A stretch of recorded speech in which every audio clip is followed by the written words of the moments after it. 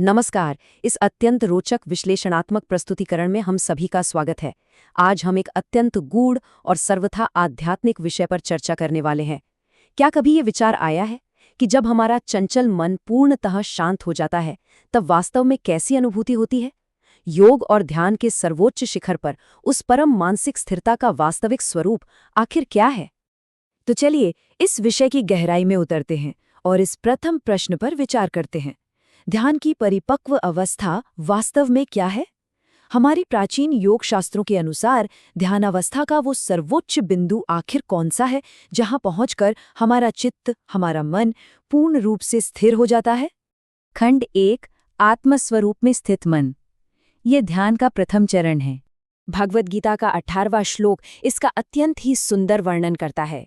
जब योग के निरंतर अभ्यास से भली भांति वश में किया हुआ चित्त केवल अपने आत्मस्वरूप में स्थित हो जाता है और जब सभी सांसारिक वस्तुओं की लालसा पूर्णतः समाप्त हो जाती है, तब उस अवस्था को योग युक्त कहा जाता है।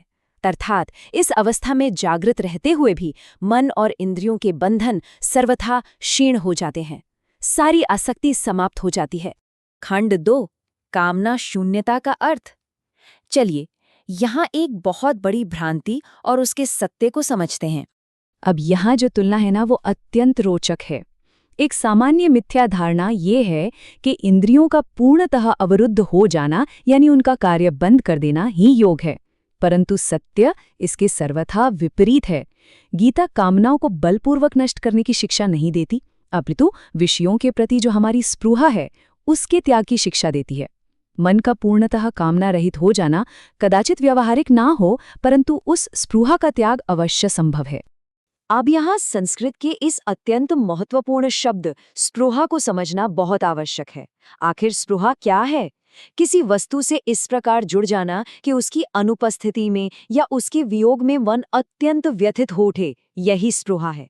एक सच्चे साधक का मुख्य उद्देश्य सांसारिक वस्तुओं के वियोग से उत्पन्न होने वाली इसी गहरी मानसिक व्यथा से बचना है। अतः सबसे महत्वपूर्ण बिंदु ये है कि ध्यान योग द्वारा जब हमारा चित्त एकाग्र होकर आत्मस्वरूप में टिक जाता है, तब विषयों के प्रति एक स्वाभाविक निस्पृहता उत्पन्न होती है। हमें बलपूर्वक अपनी इच्छाओं को दबाना नहीं पड़ता, अपितु वे स्वतः ही शांत हो जाती हैं। वास्तव में यही योग है और यही युक्त शब्द का प्रामाणिक अर्थ है। खंड 3, वायु रहित स्थान का दीपक। यह मन की स्थिरता का एक अद्भुत उदाहरण है। यह श्लोक स्पष्ट करता है कि जिस प्रकार किसी वायु रहित स्थान में रखे हुए दीपक की लौ तनिक भी चलायमान नहीं होती, पूर्णतः अचल रहती है, ठीक वैसी ही उपमा परमात्मा के ध्यान में मग्न योगी के जीते हुए चित्त को दी गई है। देखिए, दीपक की लौ का स्वभाव चंचल है, ठीक हमारे मानव मन की भांति, परंतु वायु के अभाव में वो पूर्णतः एकाग्र और अचल हो जाती है।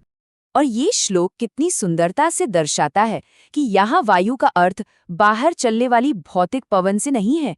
यह वायु वास्तव में हमारे आंतरिक मानसिक विक्षेपों का प्रतीक है। विषय स्मृति, कामना, राग और द्वेष, यही वे आंतरिक झोंके हैं जो मन रूपी दीपक की लौ को निरंतर विचलित करते रहते हैं। जब ये सारे आंतरिक विक्षेप शांत हो जाते हैं, अर्थात जब पुरानी स्मृतियों और राग द्वेष रूपी भावनाओं का प्रभाव क्षीण हो जाता है, तब मन को किसी बाह्य नियंत्रण की आवश्यकता ही नहीं रहती। विषयासक्ति रूपी वायु के अभाव में मन अपने स्वभाव से ही पूर्णतः स्थिर हो जाता है और यही ध्यान की परिपक्व अवस्था है। इस विश्लेषणात्मक यात्रा के समापन पर हम सभी के लिए ये एक अत्यंत गहरा प्रश्न शेष रह जाता है। क्या आज मानव मन सांसारिक आसक्तियों रूपी वायु से मुक्त है? क्या हमारे भीतर का दीपक स्थिर है या वो राग द्वेष की आंधियों में निरंतर फड़फड़ा रहा है? इस गहन विचार के साथ हमें पूर्ण आशा है कि यह विश्लेषण आध्यात्मिक मार्ग को अवश्य प्रशस्त करेगा। इस प्रस्तुतिकरण का भाग बनने के लिए धन्यवाद।